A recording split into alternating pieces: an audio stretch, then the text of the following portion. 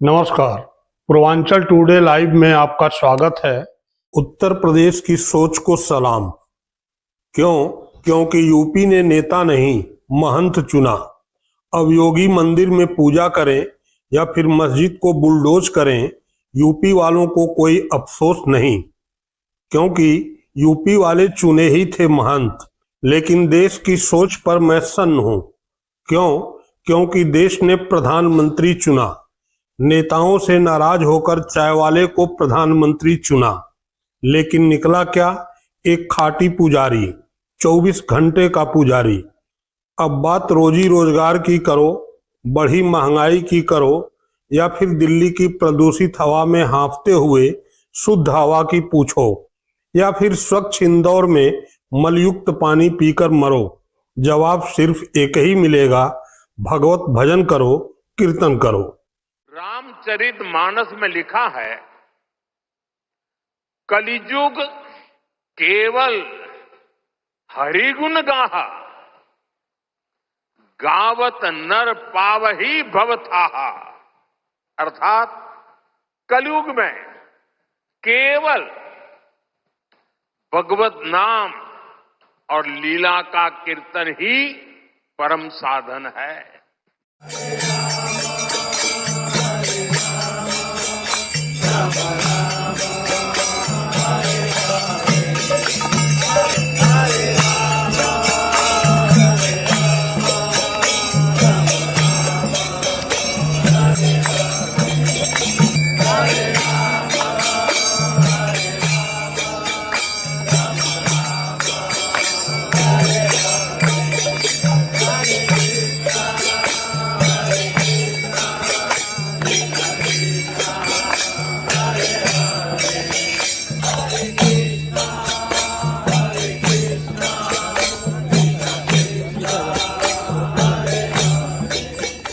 हाँ, अगर इससे भी काम नहीं बनता है तो तनिक नगाड़ा बजा लो।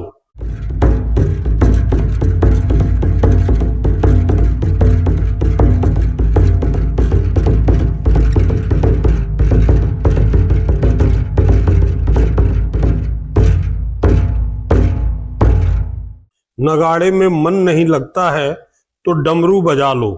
डमरू वो वाला नहीं जो आपके गांव में मदारी आपके गेहूं चावल के दम पर बजाया करते थे।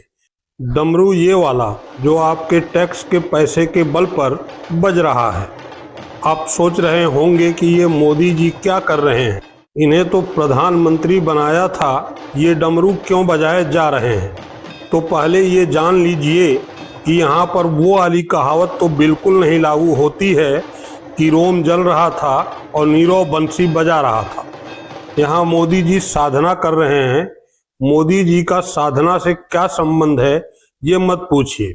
बस यही समझ लीजिए कि जैसे भगवत भजन कीर्तन से आप भवसागर पार कर लेते हैं, वैसे ही साधना से समस्याओं का अंत होता है।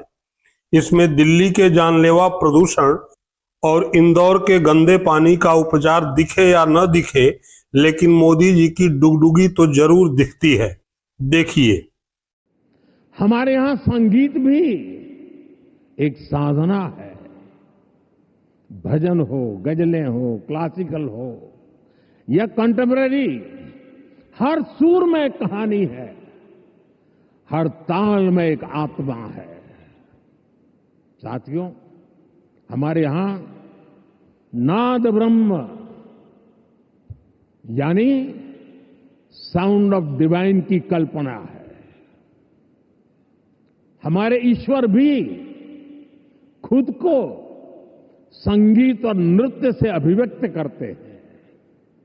भगवान शिव का डमरू सृष्टि की पहली ध्वनि है। तो अब बजाइए खाली नहीं डमरू, इतना मगन होकर बजाइए कि इस एक धुन में सब सुन्न हो जाए। यह भी कि ये जो मोदी हैं ये पुजारी नहीं प्रधानमंत्री हैं। हाँ, आपके मन में वो वाला सवाल, मरणोपरांत वाला सवाल तो होगा ही कि अपना ये भारत कैसे बनेगा विकसित। तो इसे ढंग से समझाया है मोदी जी के प्रिय राष्ट्रीय सुरक्षा सलाहकार अजीत डोभाल ने। अजित डोभाल विकसित भारत यंग लीडर्स सेमिनार में देश के युवाओं को समझा रहे हैं कि हमारी सभ्यता को नष्ट किया गया, मंदिरों को लूटा गया, हमारे गांव जलाए गए, हमारे पूर्वजों ने बहुत कुछ सहन किया। युवाओं के अंदर आग होनी चाहिए, युवाओं को इतिहास का बदला लेना चाहिए। सुनिए। ये स्वतंत्र भारत हमेशा ऐसा नहीं था जितना स्वतंत्र आपको दिखाई देता है। सदियों तक हमारे पूर्वजों ने इसके लिए बहुत कुर्बानियां सही, बहुत अपमान सहे, बहुत असहायता के दौर से गुजरे। कई लोगों को फांसी चढ़नी पड़ी, भगत सिंह को फांसी के फंदे को स्वीकार करना पड़ा, सुभाष बोस को जीवन भर संघर्ष करना पड़ा, महात्मा गांधी को सत्याग्रह करना पड़ा और अनगिनत लोगों को अपनी जानें देनी पड़ी। ये संघर्ष चलता रहा। हमारे गांव जले, हमारी सिविलाइजेशन को समाप्त किया गया, हमारे मंदिरों को लूटा गया और हम एक मूक दर्शक की तरह असहाय होकर इसको देखते रहे। यह इतिहास हमें एक चुनौती देता है कि ये उस भारत का आज हर युवक के अंदर वो आग होनी चाहिए कि मैं, प्रतिशोध शब्द अच्छा तो नहीं है, लेकिन प्रतिशोध भी अपने में एक बड़ी भारी शक्ति होती है। हमें अपने इतिहास का प्रतिशोध लेना है। हमने इस देश को फिर वहां पहुंचाना है जहां पर हम अपने हक, अपने विचार और अपनी आस्थाओं के आधार पर एक महान भारत का निर्माण कर सकें। तो आइए अजित डोभाल से कुछ सवाल पूछ लेते हैं। डोभाल जी, आपके बेटे इस बदले की लड़ाई में कब शामिल होंगे? अगर बदले की ये लड़ाई लड़ने से ही भारत विकसित बनेगा तो आपने अपने बेटों को व्यापार में क्यों उतारा?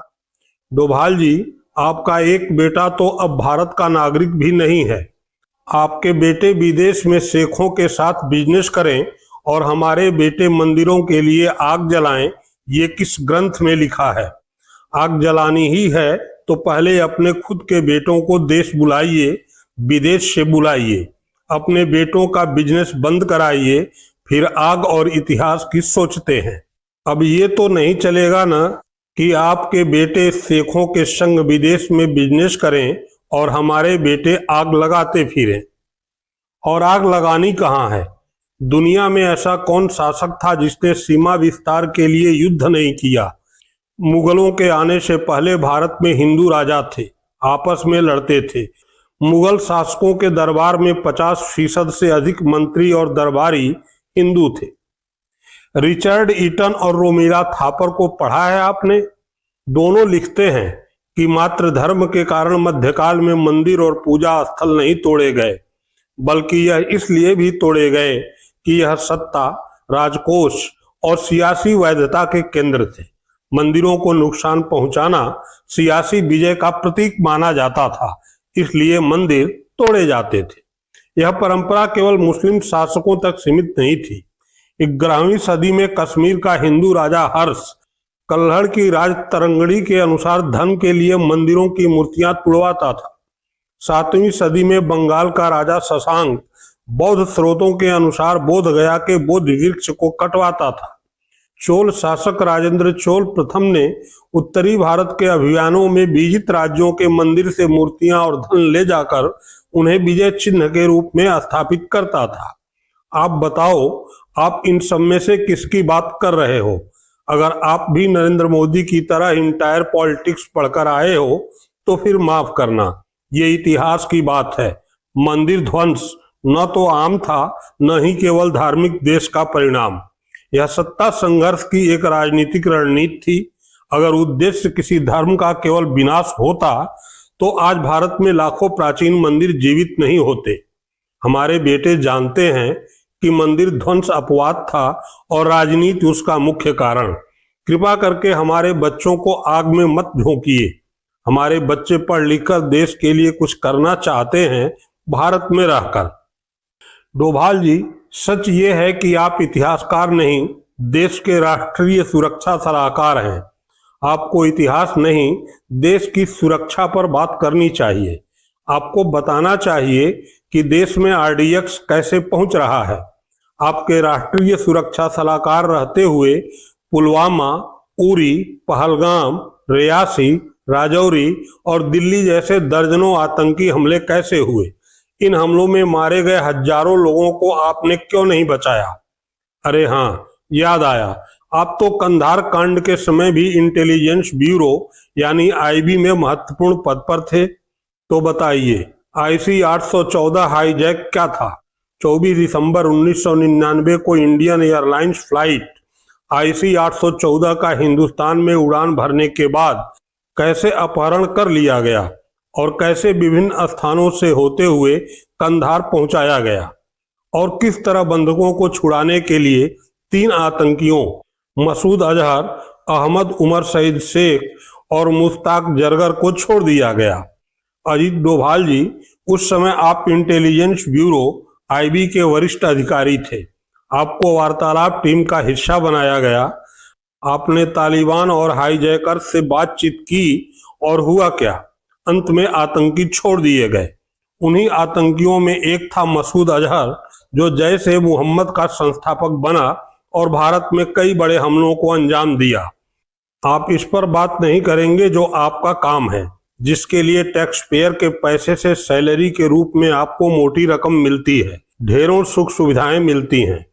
आप बात करेंगे इतिहास पर और मोदी जी ज्ञान बांटेंगे धर्म पर, जिससे जनता आप लोगों को जनार्दन समझकर अपनी समस्याओं को भाग्य का लेखा मानकर आंसू बहाती रहे। प्लीज ऐसा मत कीजिए। आप राष्ट्रीय सुरक्षा सलाहकार हैं, कृपा करके देश की सुरक्षा पर ध्यान दीजिए।